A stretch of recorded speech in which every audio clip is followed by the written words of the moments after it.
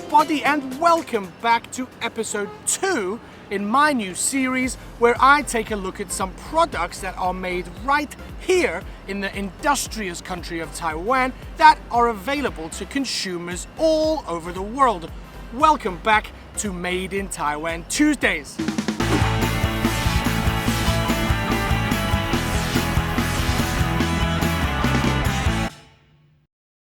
Yes, made in Taiwan, a phrase that has now become synonymous with high-tech, cutting-edge, industry-leading technology products that we all count on and depend on in a world that is becoming more and more driven by tech on a day-to-day basis. So, you might be asking yourself, why in a Made in Taiwan series am I sitting here with a box from Canon, the Japanese brand, the #1 camera brand in the world? Well, before you start writing and contacting me, let's get up nice and close to that box where you will quite clearly see that this is a Made in Taiwan product, as will all of the products featured in this series be. So, what's the deal? Why is Canon, the world's biggest and most famous camera brand, outsourcing the manufacture of its parts to other countries, especially when everybody in the world knows and accepts that Japanese-made camera parts are the best, most reliable, high-quality products? Why would they risk damaging their brand by allowing some other country's name to be stamped on their incredibly complex and difficult to manufacture products? Well, for me, the answer is quite simple. It's trust. You see, you wouldn't trust your neighbor to wash your big expensive car if you'd already seen him washing his with an oily, dirty rag, would you? No. And our northern neighbors up in Japan at Canon, they have obviously seen that here in Taiwan, we are more than capable of the levels of engineering required to produce high-quality, robust camera lenses worthy of having that world-famous Canon logo stamped upon them. And as such, Canon have therefore invested over $15 billion here in Taiwan, opening up 2 or 3 factories over the past couple of decades. So there you have the reason that this Japanese branded product, but quite clearly made in Taiwan product, has made it into episode 2 of my Made in Taiwan series. Enough talking, let's get it open.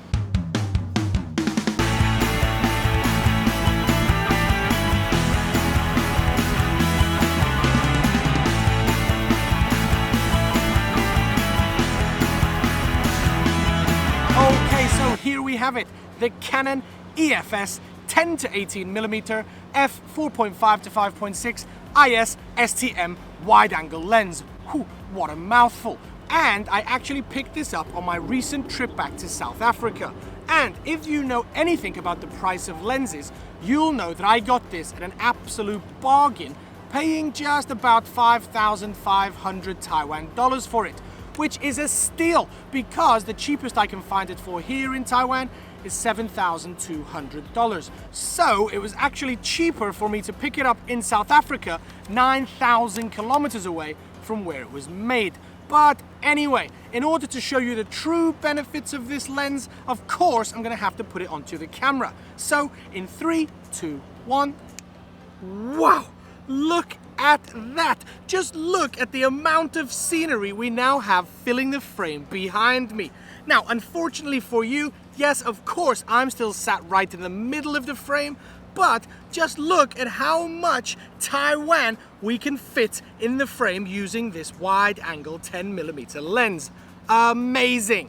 Yes, the amount of background I can now fit into each frame has almost doubled, and that's because this lens at 10mm can actually zoom out much wider than this old lens, which would stop at 18mm. So this is how I look at 18mm and back to us on 10mm. Now, by no stretch of the imagination am I a camera expert, and I can't tell you too many other details about the lens, and I'm sure there are plenty of other channels that can. But what I do know is that a lower focal length means a wider field of view. So at 10mm, this is about as wide as we can go. So for someone like me on a channel like this, where showing off the beauty of Taiwan and the scenery is of utmost importance, a wide-angle lens such as the one the camera is wearing right now is absolutely perfect for that. And let me give you some examples in video and photo of how the two different lenses compare.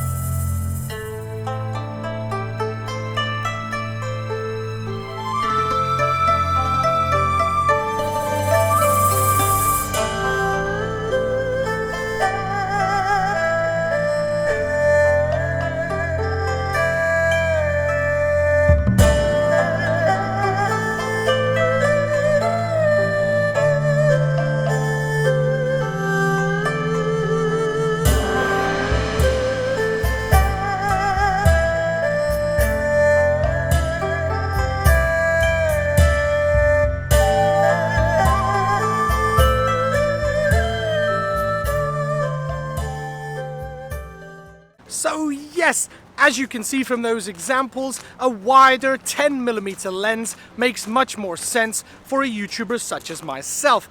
And as you can see, as I walk and vlog at the same time, much more of Taiwan is in the background, so you get to see exactly how beautiful this country is. And one more feature that you may or may not be aware of is this lens has image stabilization built right into it, so hopefully much less shaky shots as I'm walking. All of those features manufactured into the lens right here in Taiwan. In fact, the camera lens factory is about an hour's drive from me here. So if Canon are watching and you want to invite me down to see exactly how these lenses are made, produce a video about it, I'll be up for it. Canon, let me know.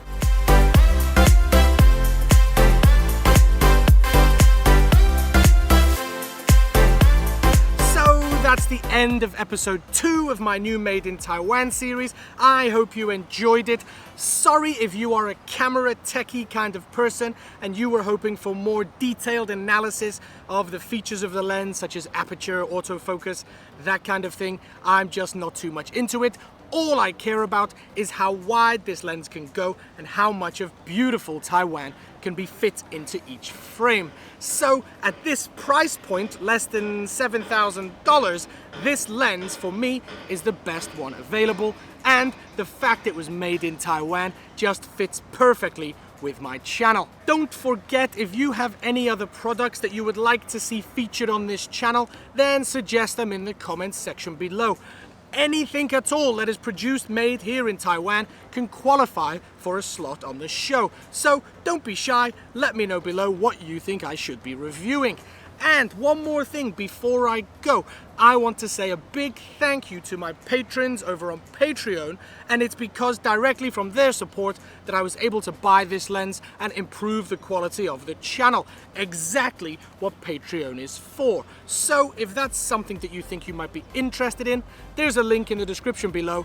Go check out some of the cool features I have on my Patreon and see if it's something you want to take part in. As for now, time for me to wrap this up, say goodbye, and I'll see you next time in my life in Taiwan. Peace.